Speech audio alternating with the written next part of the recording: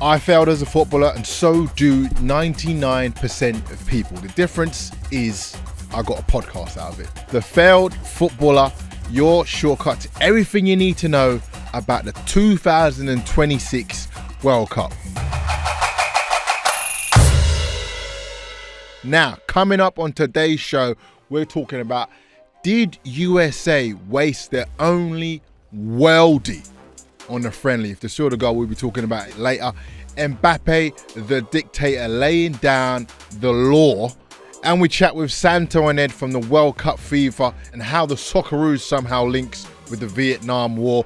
Will the Socceroos beat Turkey? How Australia rallies round Socceroos. Aaron Okunda, is he going to be the player of the tournament? The new James Rodriguez, maybe? That's all coming up on today's show. Okay, now, if you haven't seen this goal by Andre Robinson in a friendly against Germany for the USA, just give it a little watch. Now, it's an absolute worldie. I don't know what you're thinking. Banger. Maybe USA are going to be dangerous. Maybe we're going to see more of this. What's just happened, Robinson? You've just wasted your one good banger. Everyone knows you get one banger for the World Cup. You've wasted it in a friendly that nobody cares about. You could have made a career off this. You've done a backflip. You've celebrated like you won the World Cup, like you've gone through to the semis. This is a friendly, my brother. You could have been a Benjamin Pavard. Everyone knows that goal there. Banger. You know what I mean? I think it was the quarters. Just absolute slices the volley. Goes top bit. That could have been you, but what you've done now is you've wasted your aura. You've wasted it. And I think you're going to try this again and it's not going to go where you want it to go. Who knows? I might eat my words. We'll find out. All right, now, if you haven't seen this, Mbappe is officially the dictator of the France squad in general. The matter of fact, I don't even know why they've got a gaffer. Do you know what I mean? Because he's telling them who's playing. Do you know? Look at this clip here where he's dusting off the shoulder of the French manager, and then the way he's shaking everyone's hands. Pay attention to the body language here. He's shaking people's hands, but he's making sure they come to him. Okay, they're coming to him. He's showing his dominance and his power. Now, I think he's got more power than the Prime Minister over there in France, and we would agree that whatever lineup he puts out there is starting. This team is going to be built around him. And you know what? I can't even fault him because he's got the aura. Look at the picture where they're all standing with the I think it's the president of the French nation. He's standing by himself saying, this is my squad that I've introduced to you. These are the players that I have picked to represent our country, and they will do a good job. He is the dictator, the owner, the manager, the coach of that French squad, if I've ever seen it. This is what it looks like. This is what it's going to play out to the public anyway. We'll see how it goes in the actual World Cup. With my man John Brick heading off to America tomorrow, we have actually got a very, very special guest joining us today who's also heading off to watch the Socceroos. Adam Peacock, host of Stan Sports Football Coverage, and he also has got his own podcast, and he's one of the most trusted voices in Australian football, so you know he's going to give us some great takes. Now, you are off to the US, you lucky little son of a gun. Now, you will be watching the Socceroos. Can you give us your thoughts? You know, you probably watched the Switzerland game as well. How do you think we're going to go? How do you think they're going to go? Watch the Mexico game. Look, I'm always wary of putting too much emphasis on they're essentially like pre-season matches, these ones. They're mainly for conditioning. Structurally, yeah. We're going to be hard to break down. My fear is that we're only going to have 5 or 6 shots in a game, maybe 10, 1 or 2 golden opportunities. If we don't take those, it's going to make it very hard for us. If we have a good time of it in front of goal, look, the key to me are players like Mo Toure and Nestor Irankunda, the X-Factor players, and especially Nestor, how Tony Popovich uses him, because let's face it, we've all seen him play. He's X-Factor. He just needs to do X-Factor things and execute. If he can do that, he can carry us into the knockout stages, I think.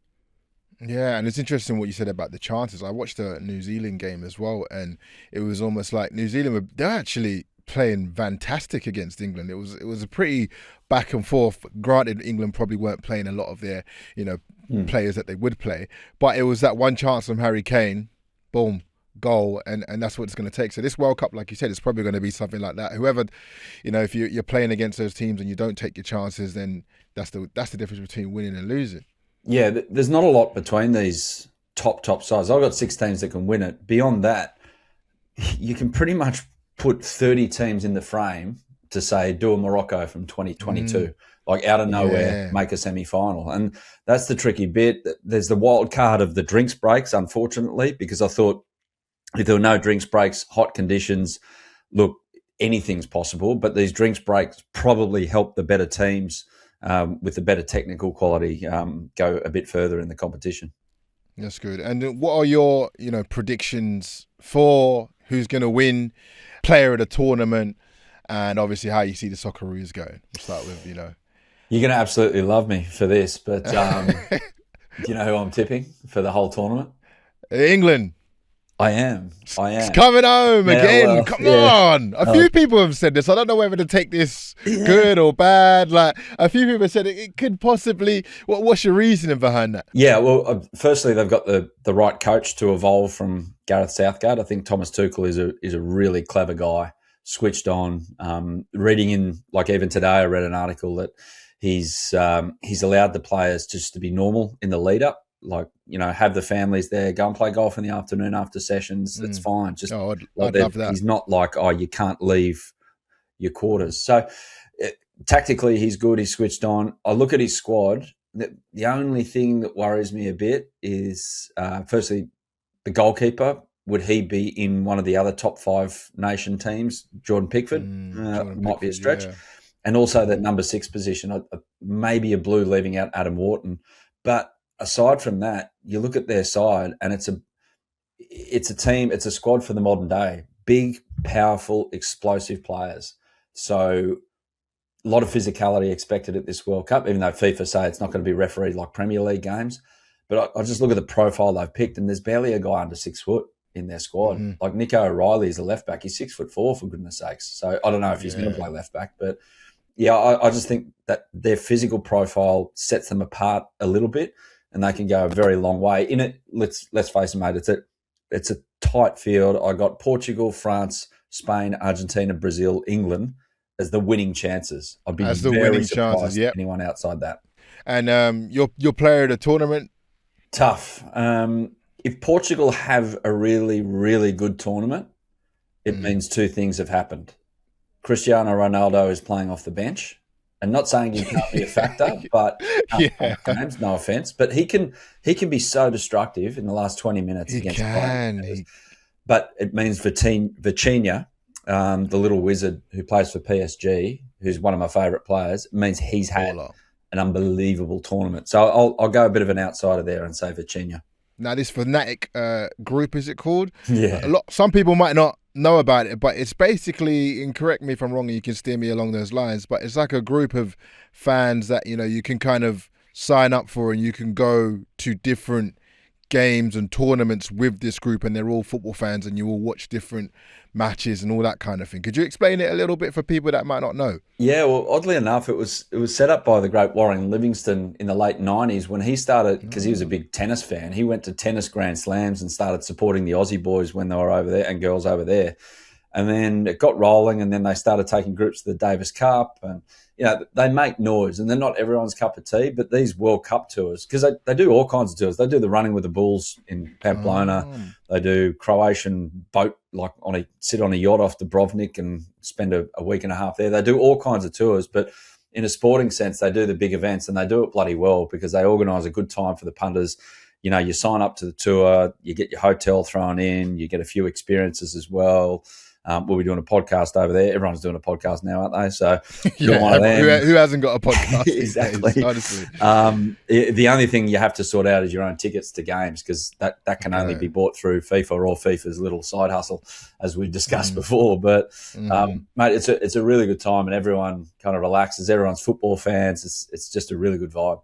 Now, again, if you're listening and you want to go in there, you can go check it out as well for the next World Cup. Now, lastly, I do want to touch on the the rules of this World Cup. Have you seen the changes in the rules? Yeah. So there's a few changes in the rules which could help. It could be on the other side of things, because I'm pretty sure with throw-ins you have to take a throw-in in less than 10 seconds or something like that. So there's no walking to throw-ins. There's none of that time wasting. It could be a positive thing. Yeah, so basically the ref's going to be on players to just hustle. So, for instance, if your number goes up in the substitutes board, you've got 10 seconds to get off. Otherwise, the sub coming on can't come on for another minute. So Wow. Goalkeepers, when they go down, the tactical kind of injury Go down, breaks. lay on the ball, Yeah, wait for a couple minutes, get up, then pretend you're going to throw it, don't throw it, and then maybe throw it and then roll it out. They got time limits on then, but even nowadays, the modern days, like go down for an injury because we've got to sort a tactical problem out. The players go down. So FIFA's trying to cut out all that rubbish, which I like, I rate. The issue I have is the counteract to that is that there's going to be drinks breaks no matter how hot it is.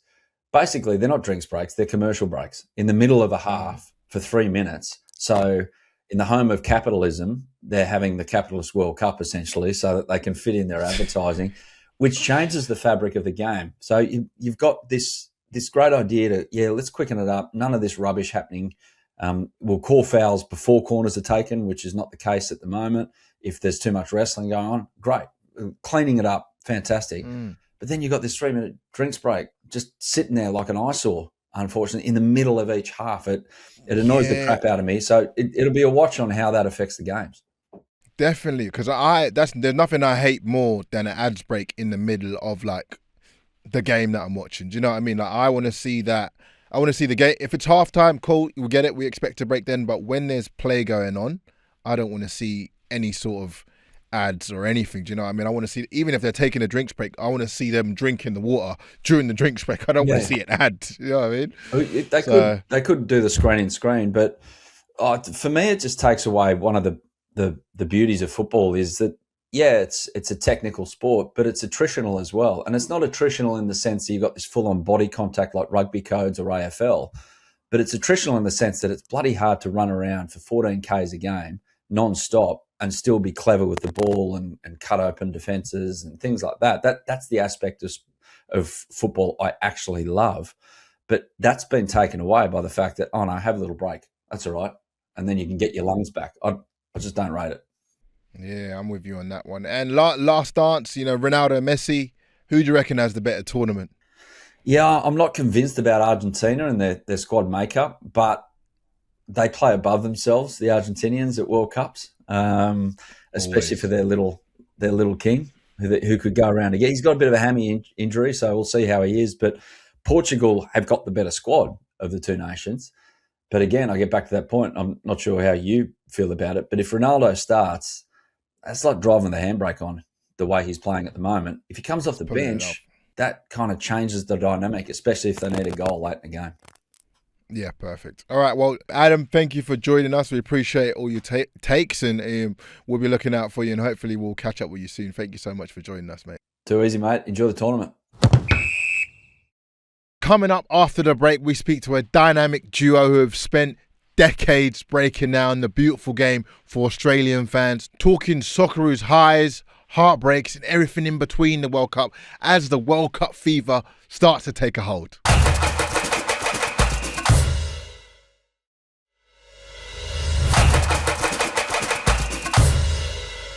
We have got two very, very special guests for you this second episode. Unlike last week's episodes, these two are much closer to being failed footballers. In fact, between them, they actually have 0 professional footballer minutes, but they've spent decades talking about it. They are two of the most recognisable Australian voices in football. They've covered World Cups, Champions Leagues, finals, Socceroos campaigns, A-League season, transfers with the 2026 FIFA World Cup just around the corner.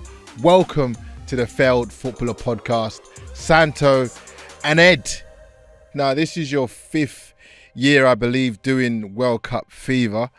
What's different about this year? Well, there's a lot more teams this time around. I've been following World Cups for a long time, a lot longer than, as you can see from my grey hair.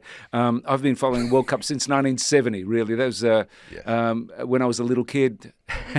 I heard my dad swear for the very first time. That was the very first time I heard my dad swear during an Italy versus Brazil final, and we got killed. Italy got killed 4-1, and I couldn't believe my dad was swearing. So I go back that far. And back then, there were basically 16 teams. There was something ridiculous. The tournaments were really short. This one's 48 teams, so it's an absolute festival. It's gonna be so much fun. I cannot believe it. The colour movement, because that's what we love about World Cups, isn't it? Really, just the fun, the celebration, and with Cup Fever. That's what we try and celebrate. That's the side of it. I mean, we love Ed and I love our football, but we love the occasion more than anything. It's just so much fun. So this will be. So, in fact, that's why we've put the boots back on. You know, it started off in 2010, and we said, no, we've got to be back for this one. It's too much fun. Ed, what about you? Well, I first met Santo doing a show called Thank God You're Here when I was first at university, which is quite a well-known show here. And I'd be literally putting on jodhpurs and a mustache and having to go out and do improv against lunatics like Hamish Blake and Ross Noble. And Santo would grab me, and I'd only just met him. I was just out of uni, and Santo would say, do you think the Brazilian midfield is just too workmanlike? I'm like, Santo, there are literally 500 people and Hamish Blake waiting through that blue door. I can't do this now. And then when that... So obsessed with it. Exactly. I was like, mate, please. So then when we finished that, he said to me, oh, look, we're thinking about doing something. Would you like to do something for the World Cup? And I said, okay. And then... then we did this show, Cup Fever, which was live every single day of the World Cup for the 2010 World Cup in front of an audience. And you yourself, who's someone who's actually played the game, unlike the two of us, you know what it's like to be... I'm a failed footballer. No, you're not. You were in the Luton... I did what I could. Got what I could out of You're in the the Luton Academy. There's only, Yes. there's only a few people in the world that can say they were in the Luton Academy. So there's an academy at Luton? Yeah. There is. That's a good... No, Luton's got a good academy. Is that right? No, they've got a very They good do have academy. a good academy. Yes. They do have a good academy. Jack Wilshere came from the Luton Academy, in case you didn't know. Yeah. Is that right? Yeah. Okay, I've changed my mind. There we go. So it must be better. I didn't make it that far. I don't want to put myself on that level. It's clearly better than the academies that are in Italy at the moment. So, good on Luton. And so then we did that show together, and it was just a party, man. It was just a party. And, like what you do, Alan, you're so much around the sort of joy and fun of it, of the world of football. So as you know, there's nothing better than the party. And I think this is the first actual World Cup. I'm interested to know what you think, as someone who's covered it for as long as you have and has played it. I think with the 48 teams, this is the first actual World Cup. It's the first time I've had to Google a player in, 5 World Cups? You know what I mean? I had to Google a country. Yeah, exactly. And, people say, there's more matches, right? There's more teams. It's like, are we going to be watching those games? Kate Dewars playing. Like, are you going to be watching Kate Dewar Scotland or something like that? And I'm like, yes. I will be, because you never know. Them games could be bangers. Like some of those, lower maybe teams that people haven't heard about so much, or countries that people think, who are the players from this squad? Yes. Those are the games where, like, it's an absolute goal fest. Do you know what I mean? Like, those are the games I will be watching as a football fan. 100%. And that is the first time in a long time that this has happened, that we're so far out of teams that we all think we know and love. And, yesterday I was just Googling brothers that are playing on different national teams at this World Cup, and brothers who are playing in the same national team. So Australia's got, Harry Souttar, the Scottish kid, and John is playing for Scotland. There's 2 brothers. There's a kid, one of them is playing for France, the other one's playing for the Ivory Coast. I love stuff like that. I love that we're so deep into the diaspora and the LinkedIn of it all that we're now getting, I think it's 12 sets of brothers playing at the World Cup, and almost half of them are playing for different nations. Family's divided. Yeah, we love it. The half and half scarf. The half and half scarf. I mean, it's a W anyway. You both your siblings, your offspring are playing for your countries. That is as big as it gets. Now, this Socceroos squad, I feel like people are getting around it. What do you guys think? It's a young squad. It's a mixture of young and old. What are you guys' thoughts on the current Socceroos squad and the players and maybe how far the team goes? We'll start with you, Santo. Look, you can get my opinion. I'm going to defer to Ed on the technicalities of this because I'm very much a vibe kind of person. You know, I look at the team and I feel the vibe of the team. All right, question, Alain. Do you know? So as long as they're dancing, it's all right. No, I've got to ask you an Australian cultural question here, Alain. Now, when Santo Cilauro says the words, it's the vibe, does that mean anything to you culturally? There's a togetherness. Okay. And everybody is, dancing in unison. Great. So is what it would mean to me when I hear the word vibe. But nothing specifically when this man says it. No. No. Oh, should I know that? No. I don't think I've ever liked anyone more, Alain, than I like you more right now because there is an Australian film called The Castle. Are you aware of The Castle? No. Tell me more. Yes, this is Now great.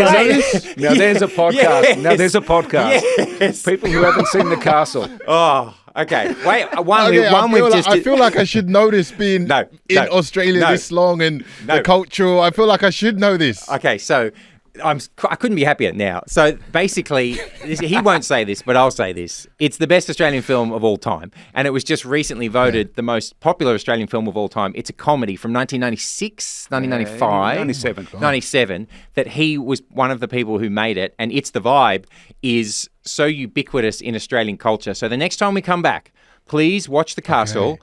Feel free to hate it and tell us and tell us about that. My thoughts and feelings. I definitely will. But here's the thing: it's so funny because when I said it's the vibe of the team, it has nothing to do with The Castle. It's to me, it's what you're saying. It's what you're saying. It's the vibe of the side. So ignore everything that Ed just said. No. But I do believe that this team. There's something about it. I think that there's something about it, and I think Popper, the manager, has managed to put together a team that I think will play for each other. I think that they're a very fit team, which means a lot. He's made some interesting choices, certainly up front, which I love, and I think Ed can probably elucidate. Right, what's the hottest this. game you've ever taken? Tekis, what's the hottest temperature you ever played a game of football in? I think mine, I played, so I was playing in America and it was, I believe it was South Carolina and it was August and it was just, we had water breaks and we were playing on Astro. Wow. So the turf was burning my feet. Yeah. And it was heat waves on the pitch. Wow. Do you know what I mean? It was PTSD for me. And I was a centre back having to mark this fast winger that was just going. And I was thinking, brother, are you not tired? Like, how are you still going? So you're the perfect person to ask this question because I think the heat is the major factor in this World Cup. I really do think that is the case. So as someone who has actually played in these conditions, when you look at the squads, like I was watching England play New Zealand the other day, I didn't care what anyone says. They were wilting and they were tired and the water breaks weren't helping and they were as sunburnt as their fans and they just got there. So I'd love to hear what you think about that and which teams is it going to help? I think Brazil will be fine. Which teams do you think are going to handle the heat the best? Because I think that's the major factor.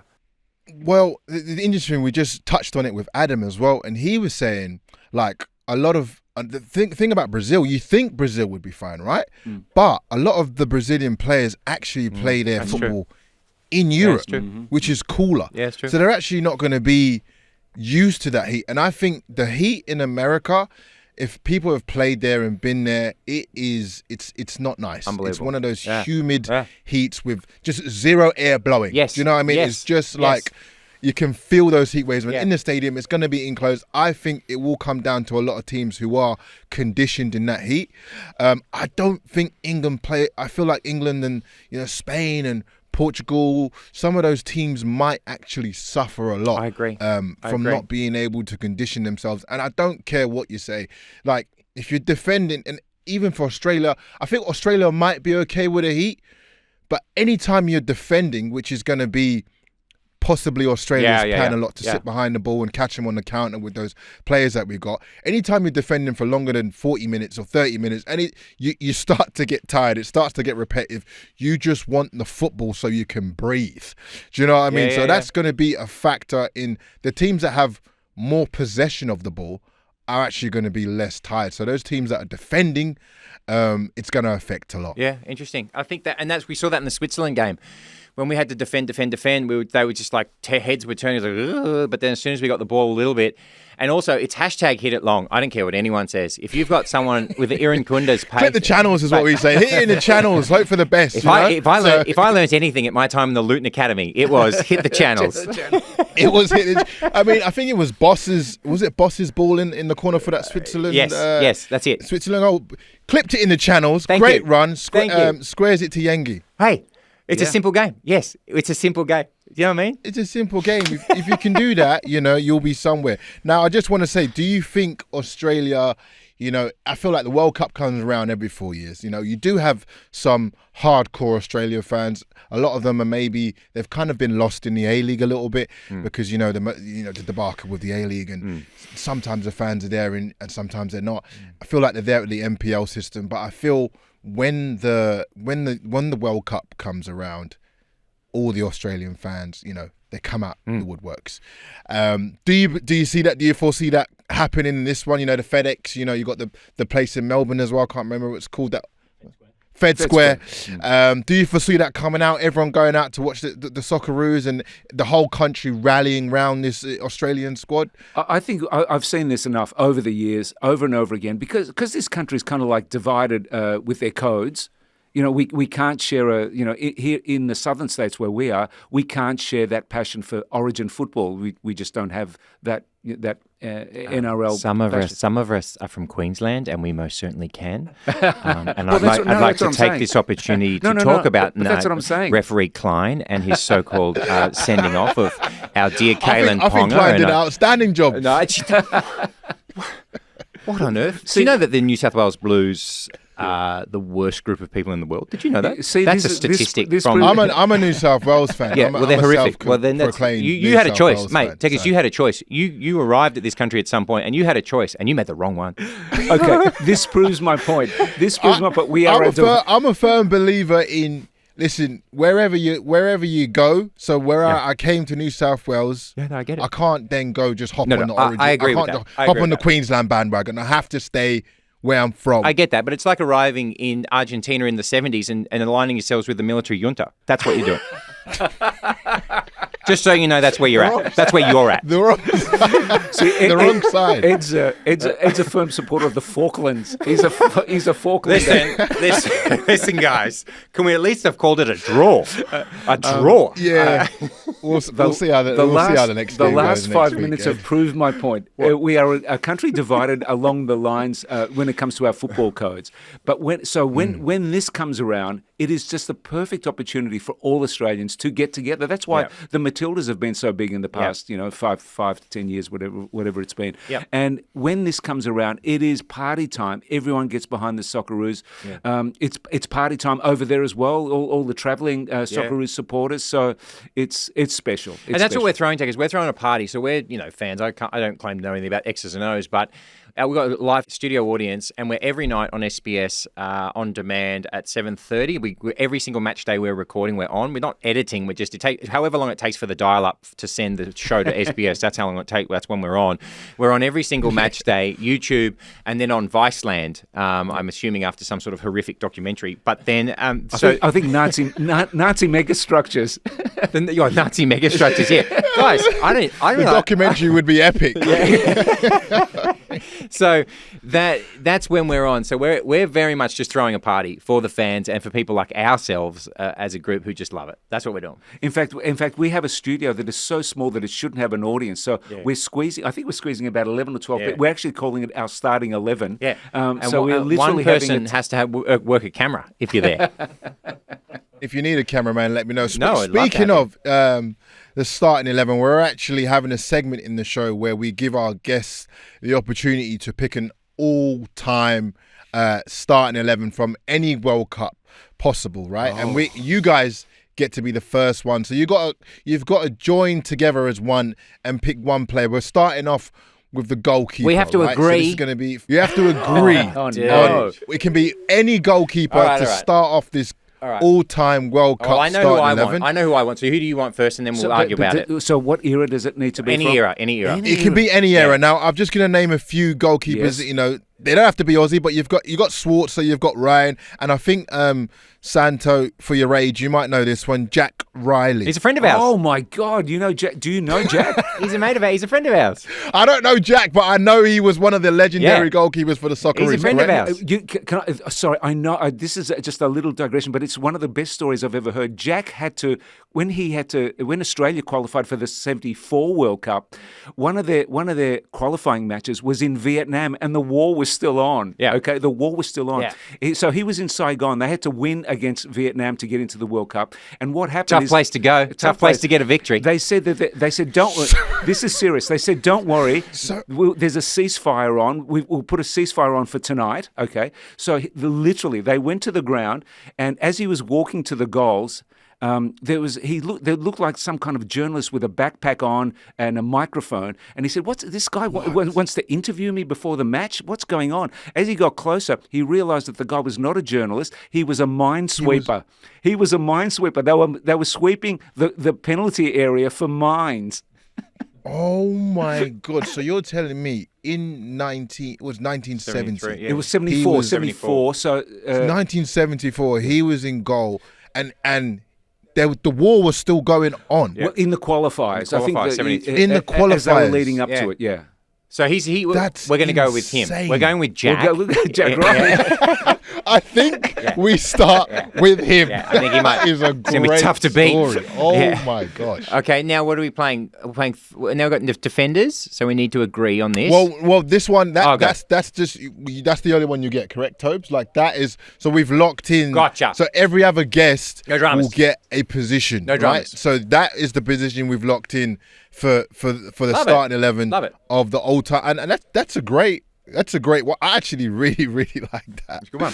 All right, we'll go with next question. Santa, we'll throw from you because I feel like you've got great history on the Socceroos and players. So if you could take one player from any Socceroos generation and drop them in this current team, who are you picking? Oh boy. I mean, in terms of goal scoring, I mean, you'd love it. Tim Cahill there, who can just score a goal. I mean, he's the handiest of all of them.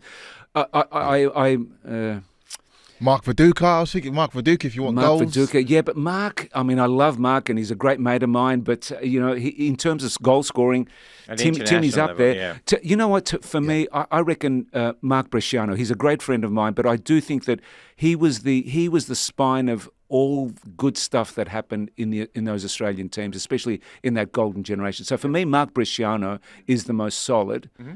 And for me, it's Christian Vieri's brother, Max Vieri, right. who played 2 games for the Socceroos. Long before LinkedIn, they said, Christian, do you have any relatives? He said, I got this bloke, Max. He's playing in Serie C. He'd be happy to play for Australia. He came out, and I remember one of the Socceroos subsequently telling me, at the end of the first training session, we said to the coach, could you please check his birth certificate? Wow. You guys have got some absolute great stories, man. I definitely want to come down there Please and do. chat with you guys because I feel like I'd just be laughing all day. No, open invitation to come and be a guest on our show. We would love to have you.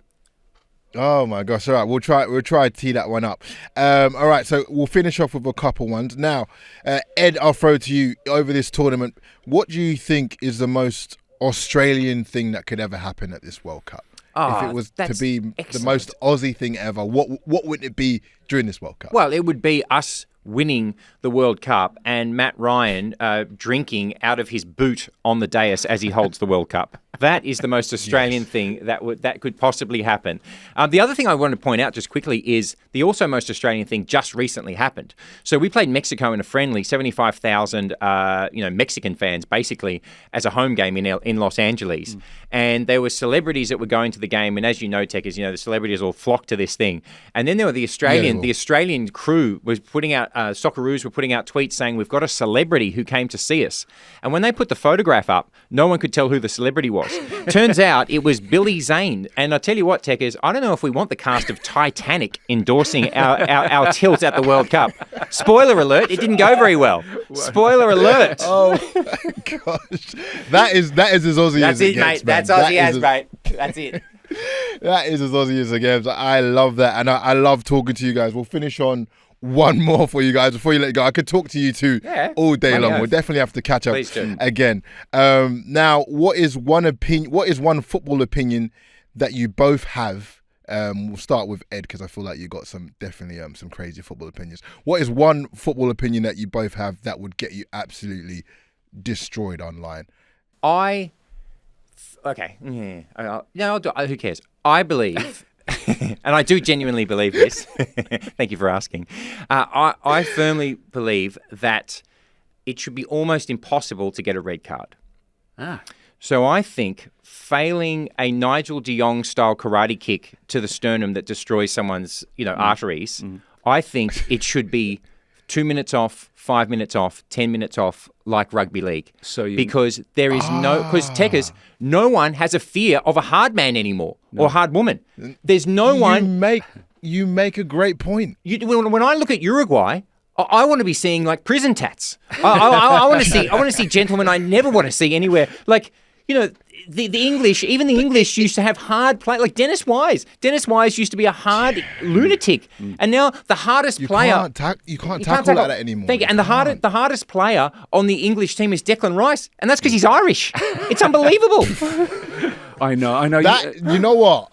It sounded crazy to start off with, but I'm actually on board with it. We got one. Board with that. a little. You should do as long as nothing's broken and they can go on and play. Agree. Then a little 2-foot tackle here and there, put them in the bin, just time out, come back later. Yeah. I'm all for that now, and I'm a defender, so I'm all for that. I actually really like that. Come on, Santo. Well, there was nothing like that. The 1982 World Cup. It was the battle of Italy won that World Cup, and they just had absolutely battle-hardened defenders, and it was beautiful to watch. They literally.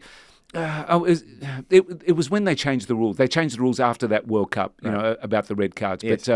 But there is something amazing to see when you're looking at really tough defenders. Yes, that's right. Anyway, I think what I'd like to see is the penalty shootouts. I would like to see spin it around the other way so that the three keepers have to take the penalties. The first, second, third choice keeper. That's right. Whoa! And they have to take it against take it against the striker. This is wonderful stuff. Why not? Why not? You can toss. You can toss the coin and choose one. This is great. Choose one or the other. Sudden, here's Jason Steele to win it for England. Up against Claudio Pizarro. And then you've got the third choice keeper has to take the penalty against the striker. And the striker going through to the quarterfinals or something. And the striker's getting notes saying, and the striker's reading the notes going, "Who is that? I don't know who that is." Exactly. Well, I remember that Brazil was the last. The third choice goalkeeper in '94, Cherney, was the last official World Cup footballer to have a mustache. He was the last one in '94. He was the last one. That is the saddest thing I've ever heard. You knew who the third keeper was? He had a mustache, and he took free kicks in the Brazilian league. Santo, yes. I was going to say the touch on that penalty thing. Yeah. I was going to say bring back. Do you remember MLS? Right? They had this thing where when it went to penalties, love it. They would do the 1v1s from the halfway line. I was talking about that just the other day. That's magnificent. That's great. Did you ever bring it back? Did you ever partake in that? Did you ever? Did you ever do a one-on-one? No, that was all done. That was done by the time I got there. But I was like, do you know what? They've brought it back in it's like a YouTube kind of baller league, baller FC. It's called. And I was like, imagine seeing that like. Harry Kane going for 1v1s on the halfway line. And like it looks easy, but by the time you get there, it's like, wow. Do you know what I mean? And the keeper's got more of a chance. Yeah, I love it. I would love to bring that back. And there was a time limit as well, wasn't there? It was a shot clock. There was a shot clock. Yeah, I love it. That's a great one. You know what, America? I do bash on Americans, but that's the one thing that you had that I wouldn't mind bringing that back in at some point. Sure. Really? Jeez, that's pretty good. Tell you what, that's good. Love it. Anyway, so it's all on my blog. Thank you guys so much for joining us. We really, really appreciate it. Enjoyed having the chat. But I'll definitely have to come down for an episode maybe and we can definitely meet in person. Well, I'd love you have an open invitation. Techers, we would love to have you at SBS On Demand every night at 7:30 and then on YouTube and then on Viceland. But it is an open invitation to your good self. We'd love to have you on the show. And thank you for having us today. Thank you. Thank you guys so much for joining. I appreciate it. Pleasure. Now, ladies and gentlemen, if you enjoyed that episode, we have got an absolute banger coming up for you next. We've got Charlie Rule. She plays for the Matildas. She plays for Brighton. She's an absolute legend on TikTok. She's funny. She's a baller. Trust me, you don't want to miss out on the next one.